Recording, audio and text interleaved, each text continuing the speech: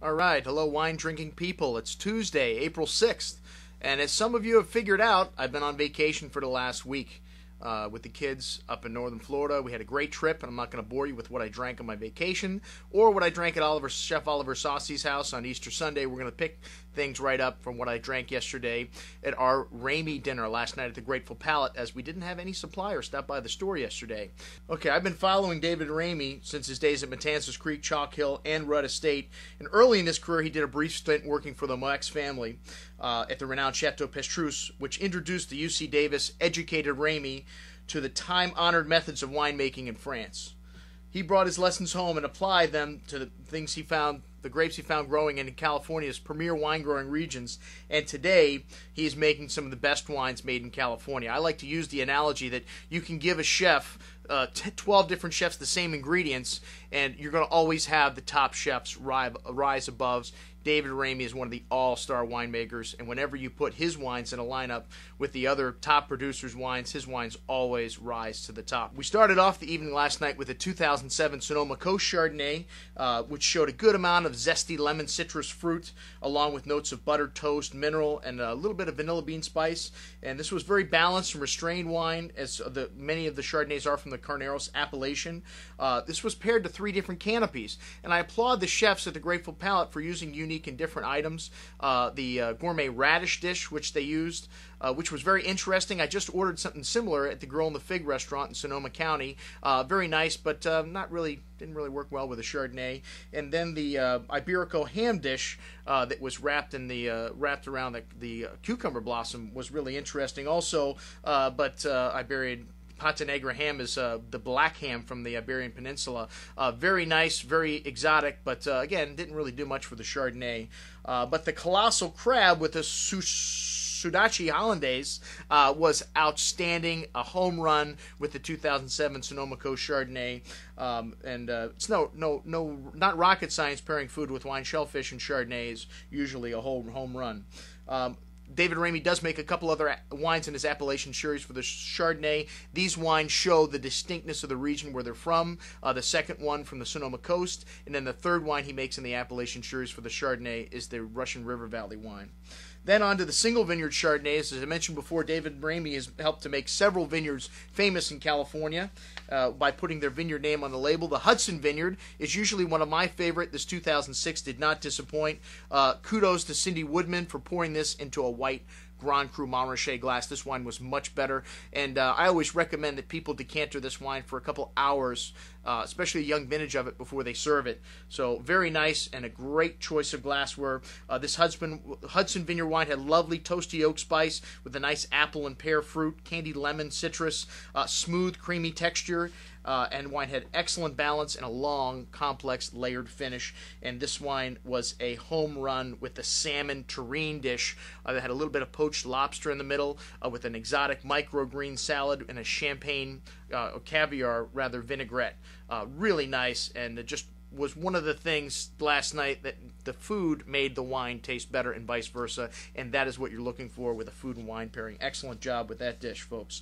Most people automatically think red wine with red meat, but there are lighter reds that go perfectly nice with dishes like chicken. And this next wine, the Claret, which Claret is a term that the English used to determine a Bordeaux-style blend, or Bordeaux in general, and David Ramey uses this term so he can have the leeway of blending in different varietals and using different blends as he sees fit as the vintage changes. This dish was served with a poussin and black truffle with pistachio farce and sautéed sea spears. Sea spears is something I'd never had before. They're kind of like little baby asparaguses. They look like it, but did not clash with the wine the way asparagus can. Another really nice pairing, the chicken dish with the Claret from Ramey.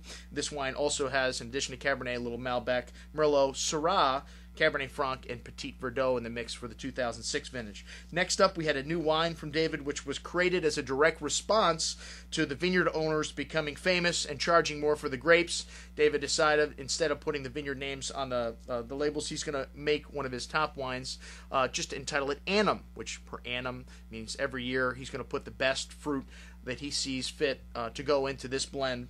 And This wine was huge, big and chewy, very similar along the lines to maybe the Jericho Canyon Cabernet that David Ramey has made in the past. A lot of the fruit from this comes from the Davies family ranch, which is the owners of Schramsberg up on Diamond Mountain. Instead of, well, they had Chardonnay and Pinot Noir up there, but they realized this is Cabernet country, so they planted Cabernet, and they do sell quite a bit of this fruit. David Ramey buys quite a bit of it, bought quite a bit of it for this wine, the Annam in 2006, and hey, food and wine is not rocket science, man. Red wine and red meat. This filet mignon dish they served with this was outstanding, especially when you put like foie gras on top of it.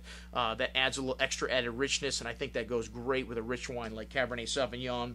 And the beef Wellington, Haji Shimichi mushroom duxelle, also another thing that helped really tie that dish together. But awesome. Wow is all I can say about that, folks. Timing was also pretty good last night. They put the last course down on the table at around 10 o'clock, which usually I like to see things go quicker on a Monday night, but it didn't seem like the crowd really minded. We were all having a great time. David Ramey was walking around the room talking to everybody, and they decided to serve a cheese course at the end with the Rogers Creek Syrah, which Syrah is a varietal that I think a lot of people are confused by in this country, and David Ramey says he makes a savory style of Syrah, and the perfect way to finish off the evening with a cheese course with a savory wine. And this wine did have a lot of blackberry and blueberry fruit on the nose, some nice black pepper spice and some black earth notes to it, melted chocolate, really nice and well-balanced Syrah. Had that bright fruit, but then had this zesty acidity that really made your mouth salivate. The perfect wine to end an evening. I usually like to put Syrah before Cabernet because of the tannins in Cab, but it really worked well with the cheese course. And even though it was getting late, with the characters in the crowd, we knew there was going to be some extracurricular drinking activity as Hermes Ortiz opened up a bottle of 2001 Jericho Canyon. This wine probably should have been opened up at the early part of the evening. It needed some time to open up. The fruit wasn't very expressive, but a great wine nonetheless.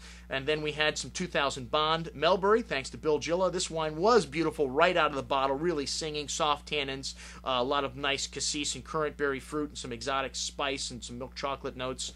Just beautiful. And then a little 2005 Jericho Canyon. Pete Catania splurged for that bottle, the last one of the evening that I tried, and he swirled this around in a decanter, which helped to open it up, but 2005's still going through their baby fat stage, a lot of them. This wine was just brilliant. Unfortunately, this is the last vintage of Jericho Canyon that Ramey will be making. As I mentioned before, this is one of the vineyards that got famous and decided to make their own wine, and Dave Ramey is no longer, as of 2005, making a Jericho Canyon Cab. So brilliant stuff. They still have 6 or 7 bottles left at the Grateful Palate. If you want to try it, I would suggest it highly.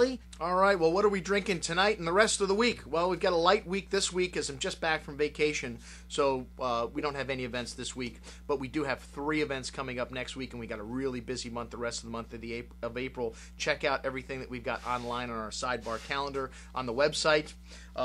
Today's email is about our first event next week. We've got a New Zealand tasting at the Tower Club where we're going to be featuring some of the top producers of New Zealand. You can check out the entire list on our email today. Signing off, I'm your host, Andrew Lampisoni. Remember, always drink the good stuff first.